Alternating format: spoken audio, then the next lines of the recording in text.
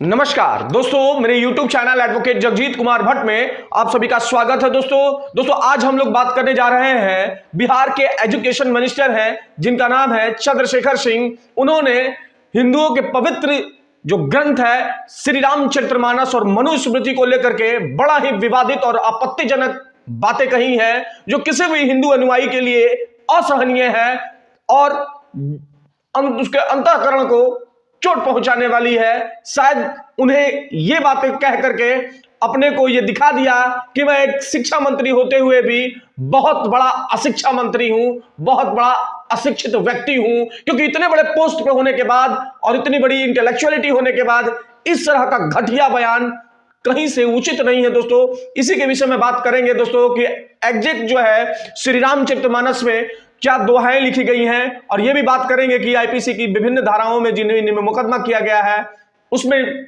क्या है प्रोविजन।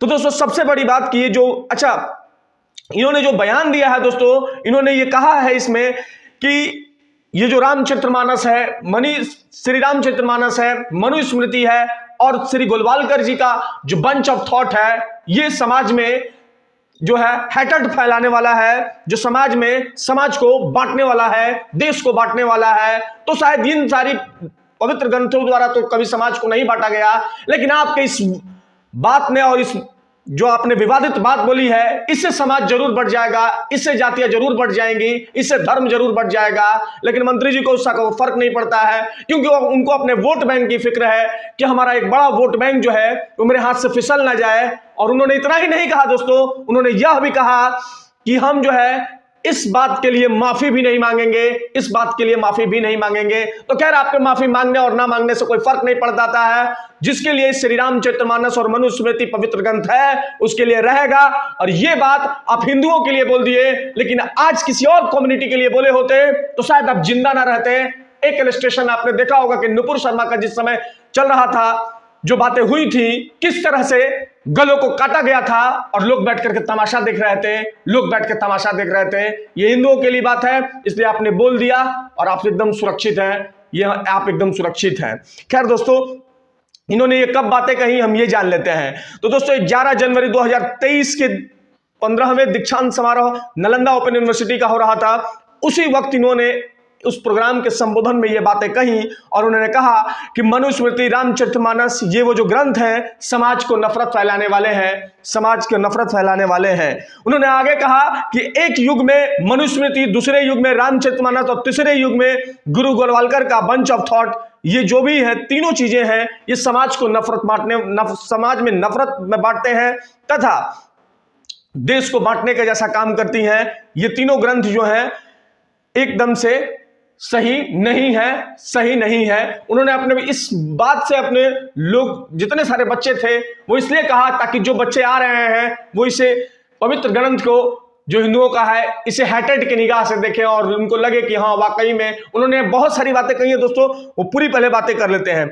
लेकिन दोस्तों मेरे पास वो रामचरितमानस जो पवित्र ग्रंथ है हम लोगों की, मैं आपको दिखाता हूं कि ये रामचरितमानस है और मैं उस जो चौपाई आई है उस चौपाई के विषय में हम लोग बात करेंगे कि एग्जैक्ट जो है उस चौपाई में क्या बातें कही गई हैं, उस पर हम लोग बात कर लेते हैं। तो दोस्तों अगर आप अरण्य कांड का वो चौपाई निकाल करके देखेंगे रामचरितमानस में, तो उसमें लिखा गया है चौपाई, सापत ताड़त पुरुष कहंता विप्र पूज्य अस गावहि संता, पूजिए विप्रशील गुणहीना शूद्र न गुणगण ज्ञान प्रवीणा। यानी कि तुलसीदास जी द्वारा जो ये लिखी गई है चौपाई, इसमें ये लिखा गया, इसका हिंदी शाब्दिक अर्थ क्या होगा मैं आप सबको पढ़ के बताता हूं दोस्तों कि साप देता हुआ, मरता हुआ और कठोर वचन कहता हुआ भी ब्राह्मण पूजनीय है, ऐसा संत कहते हैं।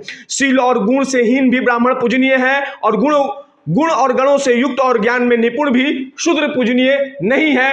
इन्होंने इस बात का जो है मिस इंटरप्रिटेशन किया और जो इसमें जो बातें आई हैं शूद्र का, यहाँ पे उन्होंने जो जिक्र किया दोस्तों वो एकदम से गलत व्याख्या की, जबकि तुलसीदास जी द्वारा शूद्र के लिए ऐसी कोई बात ही नहीं कही है। सबसे पहले मैं आप सभी को एक बात बता दूं कि शूद्र जैसी बात जो है और जाति जैसी बात को तो अब पूरे वेद में आप अगर पढ़ेंगे तो कहीं नहीं आपको मिलेगा। मैं ये बात क्यों बोल रहा हूं दोस्तों कि वेदों में वर्णों की बात की गई है, ना कि जातियों की बात की गई है। और आदरणीय जो ये हमारे शिक्षा मंत्री हैं, इन्होंने कहा कि जो बड़े लोग हो जाते हैं, जो छोटे जात के होते हैं, वो अगर पढ़ लिख लेते हैं तभी उनका कोई सम्मान नहीं होता है, उनका कोई सम्मान नहीं होता है। लेकिन यहां वेदों को अगर आप पढ़ेंगे दोस्तों तो आपको मिलेगा कि इस तरह की बातें कहीं कहीं नहीं गई है, जिस तरीके से गलत मिस इंटरप्रिटेशन मंत्री जी द्वारा किया गया। और ये जो पूरी की पूरी बातें हैं दोस्तों, एक तरीके से गलत इंटरप्रिटेशन किया गया उनके द्वारा, ना कि यहां पे इस तरीके की बातें कहीं लिखी गई हैं। दूसरी बात दोस्तों, जो दूसरी बात उनके द्वारा बताई गई कि मैं वो भी पढ़ के आपको बताता हूं। दूसरा जो हम कहा गया उसमें ये कहा गया, हर कहूं हरिक सेवक गुर कहे हूं सुनी खगनाथ हृदय मम देह हूं, अधम जाति में विद्या पाया भय हूं जथा अहि दूध पियावा। यानी कि इसका हिंदी होगा, गुरु जी ने शिव जी को हरि का सेवक कहा। यह सुनकर हे पक्षीराज मेरा हृदय जल उठा, नीच जाति में मैं विद्या पाकर ऐसा हो गया जैसे दूध पिलाने से सांप। बताइए दोस्तों, इसमें कहां लिखा गया है कि जो नीच जाति के लोग हो जाते हैं, अगर वो शिक्षा ग्रहण कर लेते हैं तो वो इस तरीके के हो जाते हैं? इसमें जो ये संवाद है, अगर दोस्तों अगर आप पढ़ेंगे तो गुरुदेव से काकभूषुंडी जी के बीच का संवाद है। और काकभूषुंडी जी ये बातें अपने लिए कह रहे हैं कि मैंने जो ये जिस तरीके से मेरा हृदय जल रहा है, वो मैं जैसे नीच जाति में विद्या पाकर ऐसा हो गया है जैसे दूध पिलाने, वो अपने को तुलना कर रहे हैं, ना कि किसी जाति विशेष को कह रहे हैं। और मंत्री जी द्वारा इसी को कहा गया और गलत इंटरप्रिटेशन कर दिया गया।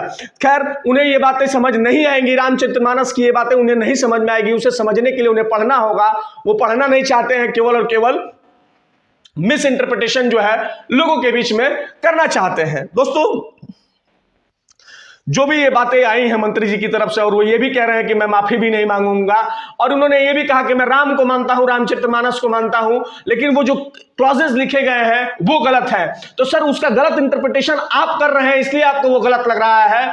तुलसीदास जी ने इस पवित्र ग्रंथ में कहीं किसी के लिए कुछ नहीं कहा है। ये अपने अपने सोच की अंतर है, ये अपने अपने सोच की अंतर है। खैर, मंत्री जी हिंदू धर्म ग्रंथों के विषय में बोलने की उनकी स्वतंत्रता है, बोल सकते हैं। बाकी मैंने जैसा कहा कि बाकी धर्म ग्रंथों के विषय में बोलने की ताकत नहीं है। अब तक बोले होते तो गायब हो गए होते। खैर दोस्तों, हम आगे बात कर लेते हैं कि इसको लेकर के मंत्री जी के ऊपर एफआईआर एक दिल्ली में की जा चुकी है। जो सेक्शन, अगर आप देखेंगे, सेक्शन 295 आईपीसी में बहुत सारे सेक्शंस में जो है इनको किया गया है। मैं आपको पढ़ के बताऊंगा कि किस तरीके से इनमें जो दिल्ली में एफआईआर की गई है। सेक्शन 295, इंजुरिंग और defiling the places of worship with the intent to insult with the religion of any class. Section 295A IPC, deliberately and malicious act intent to outrage religious feeling of any class of insulting its religion or religious believes. इसमें आपको अगर देखेंगे तो इसमें 3 साल तक की सजा है, और जो सेक्शन 295 है उसमें 2 साल तक की सजा है। और सब जो है कॉग्निजेबल है। उसके बाद से इनके ऊपर जो आगे जो section 298 uttering words with the deliberately intent to wound in religious feeling of any person, धार्मिक भावनाओं को जो इन्होंने ठेस पहुंचाई है उसको लेकर के। और सेक्शन अगर आप देखेंगे उसमें आईपीसी के section 505 subclause section 2 sub section 2 देखेंगे, statement of a conducing the public mischief, statement of a creating promoting enmity and hatred in the ill will between the classes. और सेक्शन 67A जो है 67A information technology act में भी इन पे बहुत सारी cases हुई हैं। इसको लेकर के मतलब इस सेक्शंस, बहुत सारे सेक्शंस का एक केस जो है दिल्ली में फाइल हुआ है। और दूसरा जो केस फाइल हुआ है दोस्तों, वो मुजफ्फरपुर के इसी रिमार्क्स को लेकर के एडवोकेट सुधीर कुमार ओझा हैं। उन्होंने मुजफ्फरपुर के सिविल कोर्ट में एक प्राइवेट कंप्लेंट फाइल की है, जिसमें मंत्री जी पर आरोप लगाया है उन्होंने कि जिस तरीके से उन्होंने बातों को बोला है वो हिंदुओं के भावनाओं को ठेस पहुंचाने वाला है, और इस तरह की बातें जो है असहनीय है। तो आप देखिए दोस्तों कि एक मंत्री जब बिहार में इस तरह का बात बोलते हैं तो उन पे 2 एफआईआर लॉन्च होती है। और उसके बाद अगर यही बात किसी और कम्युनिटी के लिए बोली गई थी तो आपको याद होगा 80-90 एफआईआर फाइल हुई थी। 80-90 एफआईआर फाइल हुई है। खैर दोस्तों, ये एक जिम्मेदार व्यक्ति के रहते हुए, एक एजुकेशन मिनिस्टर रहते हुए इस तरह का बयान देना एक बहुत ही बड़ा दुर्भाग्य है। और खैर सबसे बड़ी बात यह है दोस्तों कि मंत्री जी का नाम चंद्रशेखर है, उनका नाम शिव जी का है और शिव जी अपना परमाराध्य मानते हैं राम जी को। और खैर ये तो बहुत सारी बातें हैं, आराध्य मानते हैं और उनका नाम चंद्रशेखर है। तो उनका नाम चंद्रशेखर कैसे रखा गया और क्या रखा गया उसका भी आत्ममंथन कर लिए तो शायद इस तरह का बयान ना दिए होते। लेकिन सबसे बड़ी बात दोस्तों कि ना मंत्री जी ने यह भी कहा कि जिस तरह से बाबा साहब अम्बेडकर को जो है कोई सोसाइटी में उस तरह का उनका इज्जत नहीं हो पाया, तो याद रखें बाबा साहब अम्बेडकर को बाबा साहब अम्बेडकर बनाने वाले भी ब्राह्मण थे। ये बात आप शायद भूल गए। उनका जो टाइटल है वो ब्राह्मण का ही है और ब्राह्मण उनके जो शिष्य गुरु थे उन्होंने वो टाइटल दी थी। सबसे बड़ी बात दोस्तों, मंत्री जी ने ना कभी राम को पढ़ा, ना कभी बाबा साहब अम्बेडकर को पढ़ा, ना कभी रामचरितमानस को पढ़ा, ना कभी मनुस्मृति को पढ़ी। मंत्री जी ने कुछ नहीं पढ़ा। मंत्री जी ने केवल समाज में बांटो और अपना राज करो, इसकी ही फिलॉसफी उन्होंने पढ़ी है, जिसमें वो सफल हो गए और उन्होंने बोला और उनका कुछ नहीं कोई कर सका। और मंत्री जी यह भी कह रहे हैं कि मैं माफी भी नहीं मांगूंगा।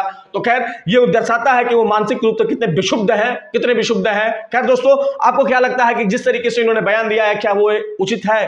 अपन कमेंट बॉक्स में राय दो। देखते रहे मेरा यूट्यूब चैनल दोस्तों, शेयर करें, सब्सक्राइब करें, लाइक करें मेरे यूट्यूब चैनल को दोस्तों। धन्यवाद दोस्तों, धन्यवाद।